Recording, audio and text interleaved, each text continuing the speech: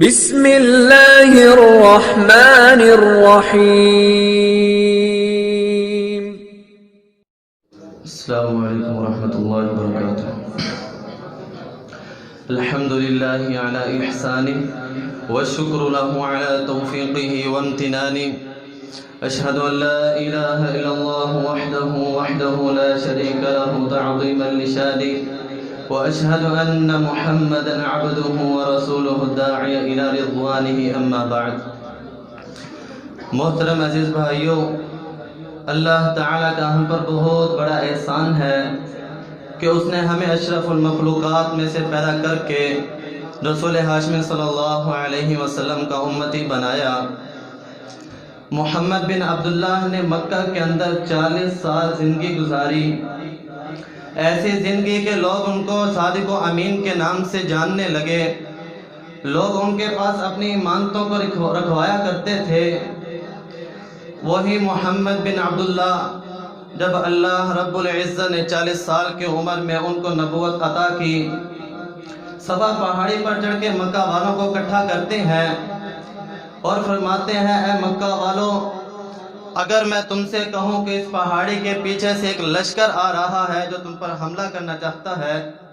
تو کیا تم میری بات پر یقین کرو گے؟ تو مکہ والوں نے ایک آواز ہو کر کہا کہ اے محمد بن عبداللہ، تو نے ہمارے اندر 40 سال کی زندگی گزاری ہے، ہم نے آپ کو ہمیشہ صادق و امین پایا ہے، آپ جو بھی بات کریں گے ہم آپ کی بات کا یقین کریں گے۔ تو محمد بن عبداللہ فرمانے لگے کہ اے میرے قبیلہ کے لوگوں، آج میں تمہیں ایک ایسی دعوت دینے لگا ہوں جس کا اس وقت مکہ کے اندر نام و نشان نہیں۔ اللہ کے نبی نے فرمایا، اے مکہ والوں، قولوا لا الہ الا اللہ تفلحوا تملک العرب والعجم، تم لا الہ الا اللہ کا اقرار کر لو، لات منات عزا ہبل کو چھوڑ دو اور اکیلے اللہ کی عبادت کرنے لگو،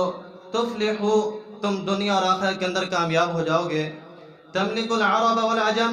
اور تم عرب اور عجم کے مالک بن جاؤ گے۔ جب مکہ والوں نے محمد صلی اللہ علیہ وسلم سے یہ صدا سنی، جب توحید کا نعرہ سنا، تو وہی مکہ والے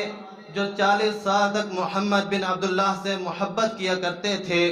آج محمد رسول اللہ کا لقب پا کر توحید کے علم بردار بننے والے سے نفرت کرنے لگے۔ محترم عزیز بھائیو، اس کائنات کے اندر اللہ رب العزت نے جس نبی کو بھی مبعوث کیا،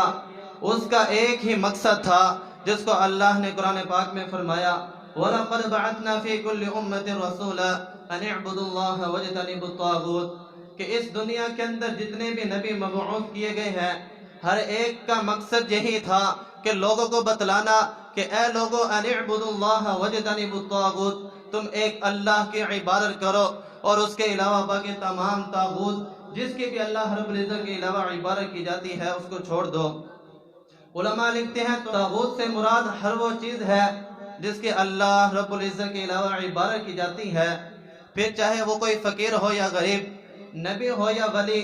فرشتہ ہو یا کوئی اور مخلوق، چاند ہو یا سورج، جس کی بھی اللہ رب العزت کے علاوہ عبادت کی جائے گی اس کو طاغوت کی کہا جائے گا۔ اور اس کے بارے میں رب کا قرآن کہتا ہے، وَاجْتَنِبُوا الطَّاغُوتَ، کہ توحید سے طاغوت سے بچ جاؤ، تم کامیاب ہو جاؤ گے۔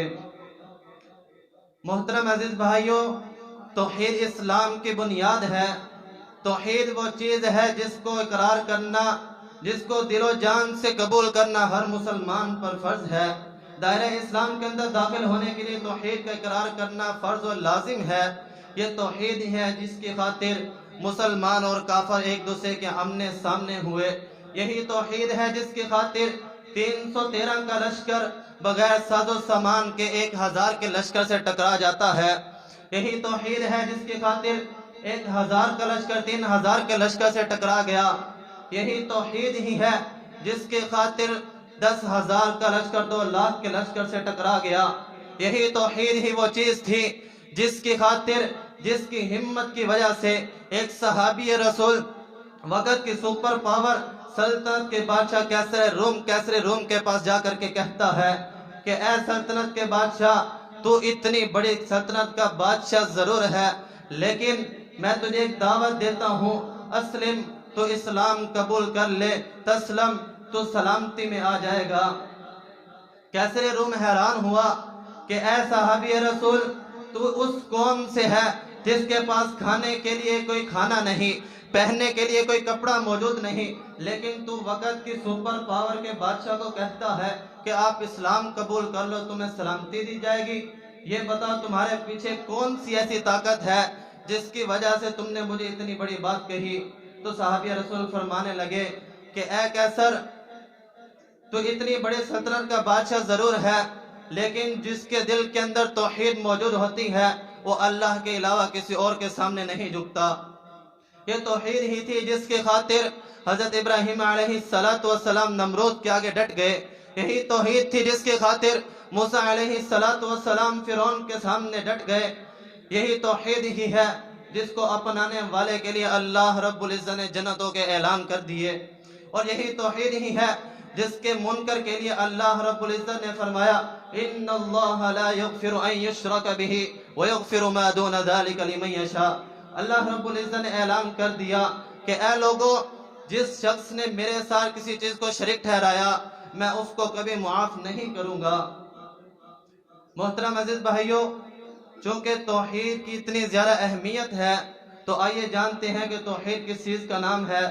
علامہ جرجانی رحمہ اللہ فرماتے ہیں التوحید ثلاثۃ اشیاء، توحید تین چیزوں کا نام ہے۔ پہلی چیز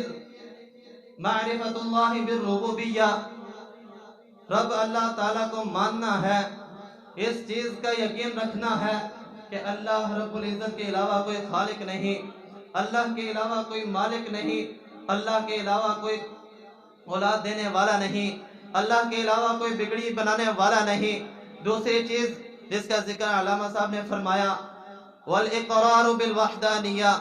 اللہ رب العزت کے وحدانیت کو ماننا کہ اللہ رب العزت اپنے ہر کام کے اندر واحد ہے، اگر اس نے اس کائنات کو پیدا کیا پھر بھی وہ واحد ہے، اگر اس نے اس کائنات کے اندر اتنا نظام بنایا پھر بھی وہ اکیلا ہے۔ اور تیسری چیز جس کا ذکر علامہ صاحب نے فرمایا وَنَفْيُ الْأَنْدَادِ مِنْهُ جُمْلَةً، اس کے علاوہ جتنے بھی انداد یعنی جتنے بھی شریک ہیں ان کا انکار کرنا توحید کے اندر شامل ہے۔ میرے محترم عزیز ساتھیوں، اس دنیا کے اندر جس انسان نے بھی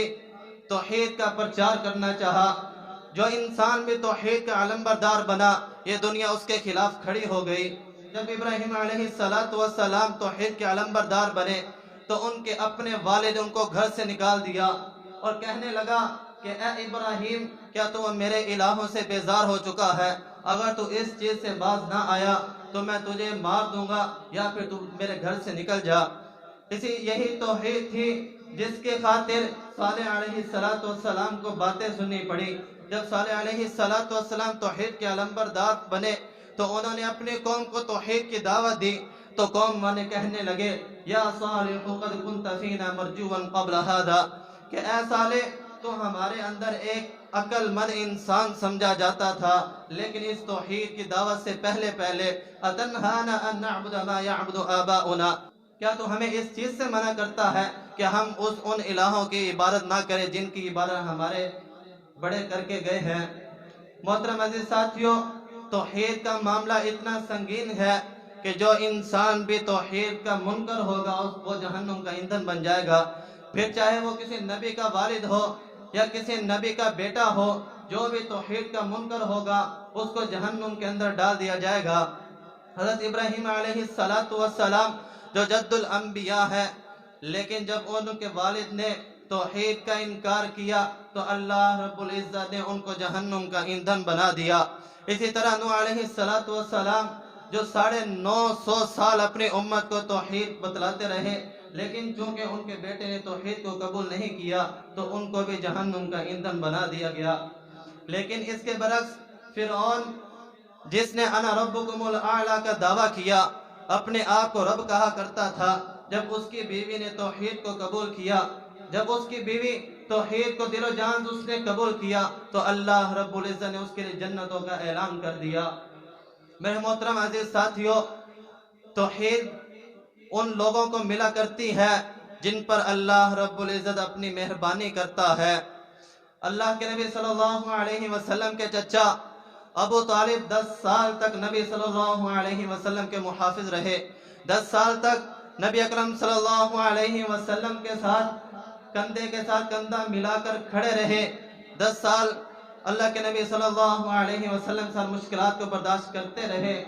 لیکن چونکہ ان کی قسمت کے اندر کلمہ توحید نہیں تھا تو وہ 10 سال ساتھ رہنے کے باوجود کلمہ توحید کو نہیں قبول کر سکے۔ لیکن اس کے برعکس حضرت سلیمان فارسی رضی اللہ تعالیٰ عنہ جو فارس سے نکلتے ہیں، کس کے لیے؟ چونکہ اللہ رب العزت نے ان کی قسمت کے اندر توحید لکھی تھی۔ پہلے ایک پادری کے پاس آتے ہیں، ان کی غلامی کرتے ہیں، ان کے فوت ہونے کے بعد دوسرے پادری کے پاس جاتے ہیں، ان کی غلامی کرتے ہیں، پھر ان کے فوت ہونے کے بعد مکہ کے اندر مدینہ کے اندر ایک تاجر کے غلام بن جاتے ہیں، اس تاجر کی غلامی کرتے ہیں، پھر ایک دن اللہ رب العزت ان پر رحمت فرماتے ہیں اور ان کی ملاقات اللہ کے نبی صلی اللہ علیہ وسلم سے ہو جاتی ہے اور اللہ رب العزت ان کو توحید عطا کر دیتے ہیں۔ جو انسان توحید کا علم بردار بنتا ہے، اللہ کے نزدیک اس کی اہمیت بہت زیادہ ہوتی ہے۔ حضرت ابراہیم علیہ السلام توحید کے علم بردار بنے، جب انہوں نے اپنی قوم کے بتوں کا قلعہ کما کیا، جب ان بتوں کو توڑا تو جب ان کے قبیلہ والے واپس آئے تو دیکھتے ہیں کہ ان کے تمام الہوں کو توڑ دیا گیا، تمام الہوں کو نیچے گرا دیا گیا، تو کہنے لگے من فعل هذا بآلهتنا، کہ ہمارے الہوں کے ساتھ اتنا برا کس نے کر دیا؟ تو قوم والے کہنے لگے سمعنا فتى يذكرهم يقال له ابراہیم، کہ ابراہیم نامی کوئی ایک شخص ہے جو ہمارے الہوں کے بارے میں بات کیا کرتا ہے، شاید کہ یہ اس کا کام ہے۔ قوم والے ایک انجام سا کہتے ہیں فتى يذكرهم يقال له ابراہیم، تو کوئی ابراہیم نامی شخص ہے جس نے کیا ہوگا، لیکن اللہ رب العزت قرآن پاک میں فرماتے ہیں ان ابراہیم کان امہ، کہ ابراہیم علیہ السلام توحید کے علم بردار ہونے کی وجہ سے اکیلے ہی ایک امت کے برابر ہے۔ اللہ رب العزت سے دعا ہے یا مقلب القلوب ثبت قلوبنا على دینک وطاعتک والتوحید، وآخر دعوایا الحمد للہ رب العالمین۔